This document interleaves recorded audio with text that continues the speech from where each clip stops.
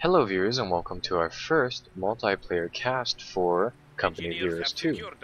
Anyways, so today's release day and well, things may have been changed and whatnot during the beta, but anyways, well, today we're just going to be taking a look at a few introductory play games just to kind of get a feel of Company of Heroes 2 and essentially learn a few key lessons every single video pretty much. I plan on posting about like 4 of these early game things and then really just going from there. So anyways, I'll be playing as the blue people over here. All of my units will be blue, my allies will be always yellow, and my enemies will always be red. Anyways, inside this particular replay we'll be checking out the Soviets on a map whose name I don't particularly remember, although if you do so choose to buy the game, you could. I'll just switch these maps up. After all, there's only about, I don't know, about 20 inside the game right now. So anyways, the game's resources are essentially broken down into manpower, munitions, and fuel. Munitions is generally consumed on unit upgrades and one-time activation things, whereas manpower and fuel are generally used to build units. Anyways, we start off the game by going for a fast fuel cap, and the reason we do that here is simply because grabbing those fuel points is rather essential for bringing out some of the later game units, and of course grabbing that fuel right now is always essential for that. Anyways, since it is release day, I'm not too familiar with the game, you know, and my plan here is just to kind of play mind games with the enemy to try to mess them up. So anyways, first and foremost, I noticed that this little village here has quite a lot of towns inside the center over here by the in the middle of the map here. So we're going to go and try to occupy this location, just kind of stall the enemy. Now, like the first game, the objective is to occupy 2 of the 3 victory locations marked with the stars and the gigantic flags in an attempt to cap out the enemies' victory points up on the top. Anyways, we will, well, at the moment it looks like the enemy has secured 2 at the cost of having nothing else around. During this time, I'm essentially trying to bring the fighting to the enemy either way I can, which is essentially trying to go from the back and capping all of these locations. Anyways, from the looks of it, it looks like my one building here is able to keep the troops over here busy for a very, very long time. It's keeping about 3 squads busy for the first little bit of the game until now. So that was a rather cool play. I thought it's always useful to just kind of keep our opponents busy like that. And well, we bled their manpower by a little bit, but not by very much. Anyways, in the meantime, one of the things that is new to the game is that these control points, the ones that are essentially completely neutral, actually generate 3 fuel and 5 munitions per minute, making them a little more valuable than what they were inside the original game, where they didn't give you anything. It was simply meant to increase your population count. Why are they shooting at us? So anyways, I tried the same building technique here. However, my enemy has decided to purchase a sniper in order to counter our units. The sniper can eliminate some of our forces rather easily, so well, we had to pull back. Anyways, here we're going to try the same thing again. So using buildings, it's a good tactic, provided that the building has enough windows on the side to maintain a good amount of fire. After all, if you have 2 windows and, you know, like 5 guys inside the house, it doesn't really do much, right? So at this point, we have the little victory point advantage, and we're starting to push back the enemy's meter here. You'll see that we are at 483 points, whereas they are slowly dwindling down at 492. Anyways, in the meantime, we will be trying to cap some of the fuel. It looks like the enemy managed to get behind our backs, cutting our supply lines off. So this point, which is cut off, won't be producing anything. So we need to solve that problem right away, and that's kind of what we're doing right now. Oh, so that's what that button does. Okay, well, so anyways, at the moment now, I'm not too familiar with the game when I played this match, and essentially what happened was that I'm trying to figure out whether or not I should be using these infantry in close proximity or in the distance. So I believe most of the Russian infantry are actually armed with, the majority of them are armed with Mosin Nagants, which are bolt-action rifles. So it's generally good to keep these infantry a little far away from the enemy. You know, put them under light cover or green cover, whatever is available, and really just try to fight them like that. Whereas for the Germans over here, it actually looks like their troops, or rather their engineers, have SMGs, which are rather helpful in taking out targets that are a little farther away. From, like, right now, it looks like there's some sort of unit delay in effect where you can't retreat your units, aka move them from the battlefield back to your HQ really quickly. You can't do that with a ton of speed, and there looks to be like there's a slight delay. So during this time, I would because that's kind of that. He lost a mortar right here, which is well, it's a fairly expensive unit early game, right? So yeah, it's a good thing that we managed to nab that, and I don't believe we actually sniped this until later on.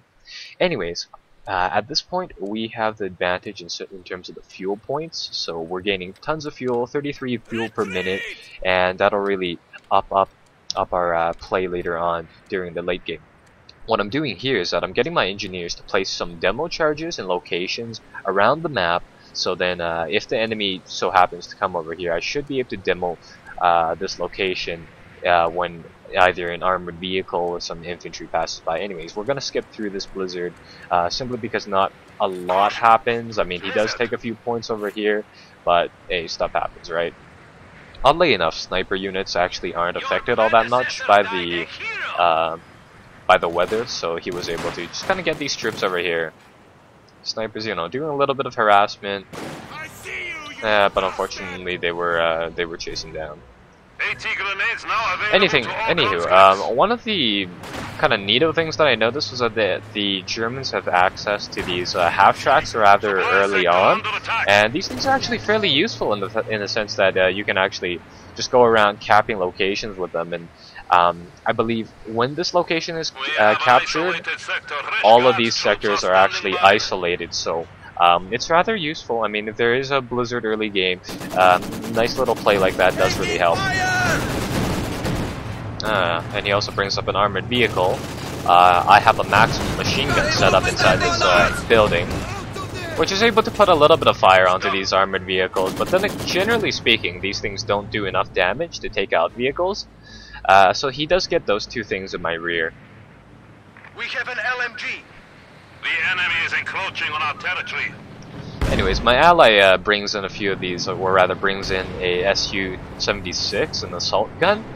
These units are actually pretty cheap. I mean, if we pause the game for a second and take a look at the resources required to build one of these things, I believe, are only, yeah, they're barely anything in terms of points. Whereas you can actually buy essentially 1 per minute going off of these resource counts, although for me I believe it was like 200 some points. Either way, you could buy essentially 1 SU per minute, which is rather helpful. Nice little play here. This is where the demo charges essentially pay dividends. Is that, oh, look at that, look at that. Would have been so much sweeter if it took down the infantry too. So that was a rather nice little play right there. Anywho, at this point, it looks like my ally here is trying to cap this location. So I'm using my infantry, a mixture of guards infantry over here, and conscripts to advance. The nice thing about the conscripts is that you can research these Molotovs for them, which are really, really effective in cleaning out buildings for only 15 munitions points. My guard squad, I've upgraded them with a anti-tank rifle and a DP something light machine gun. As soon as the building is clear and the fire is out, I garrison my troops inside it, and, well, I use that against my enemies over here. Now these Panzer Grenadiers, I should, you know, give special mention to, because at the time when I first saw them, I kind of expected them to be not necessarily close-range units, but units armed with the heavier LMGs. However, these are actually close assault troops, which are really, really effective. So anyways, my ally was quite handy-dandy inside the first early little bit of the game here, and he does bring up his SU to clear him out. Either way, we were able to secure a large area of the map here. All we needed to do was essentially cap this point, and then we should be fine. One of the questions that this match kind of raises is that when exactly would a fuel point be worth more than a victory location? Because at the early game phases here, I mean, we have 433 victory points, whereas my enemy here only has 360 some. So, at this point, you've got to say to yourself, is that technological benefit of having one of these fuel points being able to produce tanks a little better than grabbing something, say, like the victory locations? Because that victory location is going to be there, you know, forever. But those fuel units, they accumulate over time, right? So you do have to ask yourself that.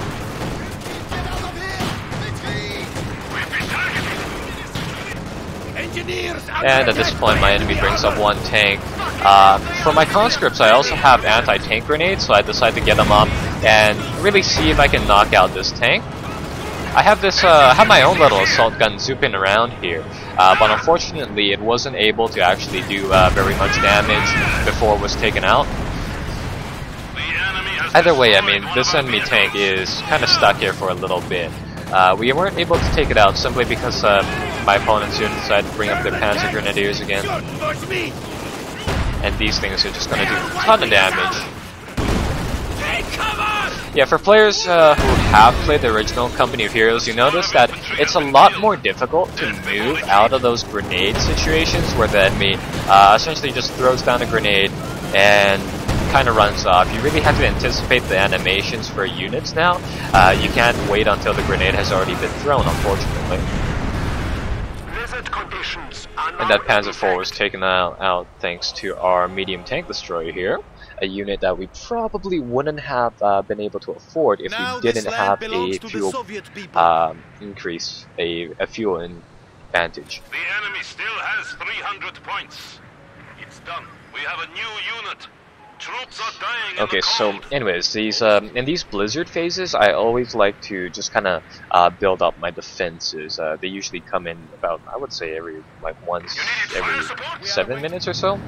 Anywho, during this time, it's a great time to build new buildings, you know, keep those things going, and it's also a great time to start thinking about capping these victory locations, because what essentially you can do is that you can build a fuel catch, which will give you additional fuel every single minute pretty much. So if you do have extra manpower, it's definitely worthwhile to take a look at building those.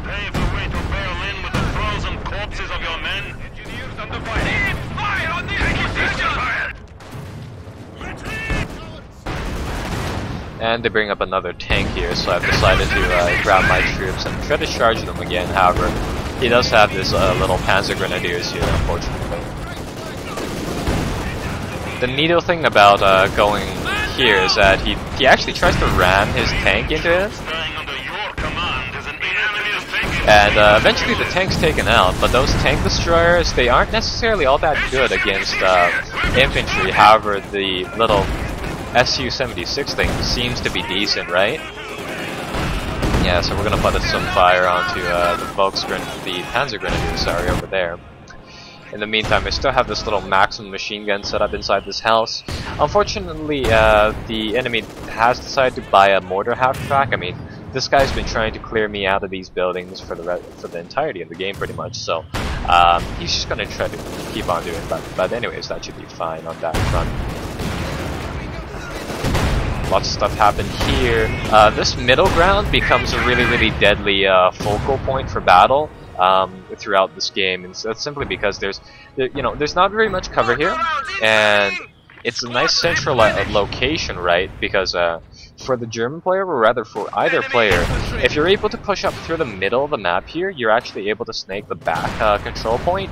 If, for example, your front line looks like this, where it's on one side of the river, and then your command point is on the other side of the river, and you essentially have this joining up point. Keeping this middle location is absolutely crucial, because if I actually lose this one territory point, all of my territorial advances on this side of the river is actually rendered useless, simply because cutting off my supply line there grants me no additional resources from these locations. Yeah, he's just gonna be wasting some of his time trying to kill my little MG squad here. Generally speaking, I mean, I have a ton of manpower, and I've yet to see like a multiplayer game out of like the 4 that I played though, where I actually ran out of manpower for the Soviets. So it's not that big of a deal. Generally speaking, your manpower will go towards buying the like armor doctrines such as these things. And this is where we come close to the end of the game. I mean, there's still a little bit of time left, but most of the stuff here is just, generally speaking, a little insignificant. I mean, my opponent here is down to 98 points, and we're still sitting at over 400, right?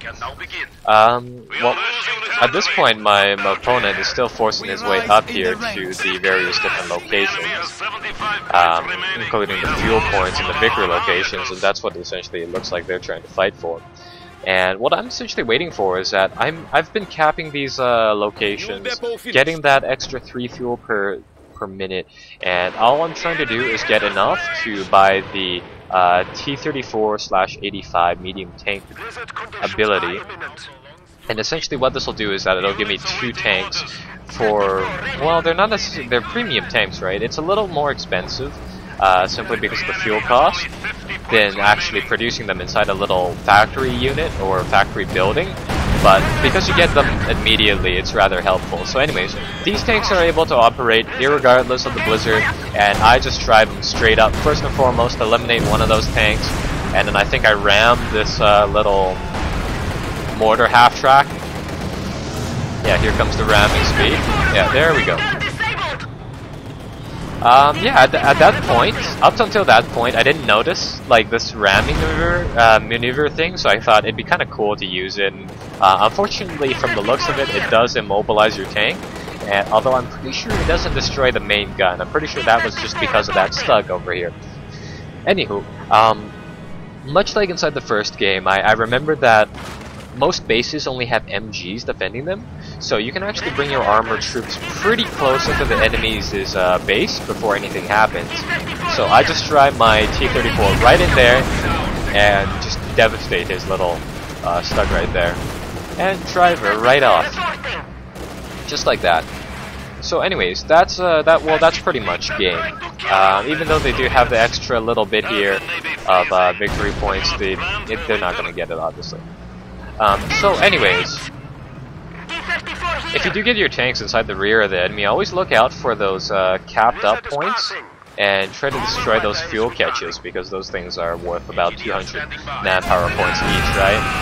Unfortunately, the enemy did have this location mined, and then I did lose one of my tanks, but if you notice the resource counters here, all I have to do is get that fuel back, and that should come back within, like, you know, about 4 minutes at the max. So yeah, that's not really much of a big problem. Anywho, the end of the game happens right around now, where, well, we just need to move like one unit up to one of these victory locations and then just hold it for the next little bit. And I think that push happens here. My opponent did buy a Wirbelwind Flak Panzer at this, or Austrian Flak Panzer,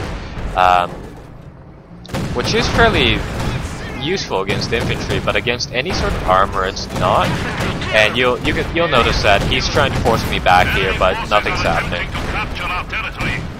Yeah, at this point it's pretty much game over. I mean, I do take a little bit of tank damage here, but the infantry were able to kind of keep my troops nice and safe.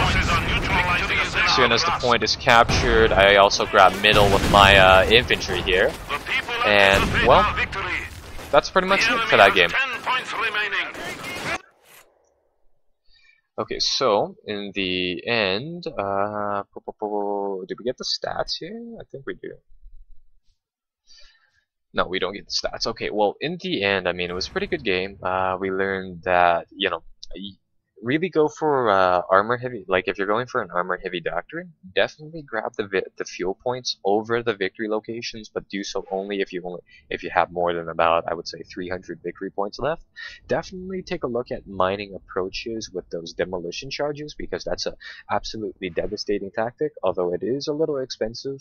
The other thing that we had to note, you know, kind of notice is that the Russians do have a lot of manpower, and if I bought a lot of conscript infantry during that game, I could have probably overwhelmed the enemy just by simply going for so many victory locations at one time. Anyways, I'll see you guys next time where we check out another one of these, release date games. Till then, bye bye.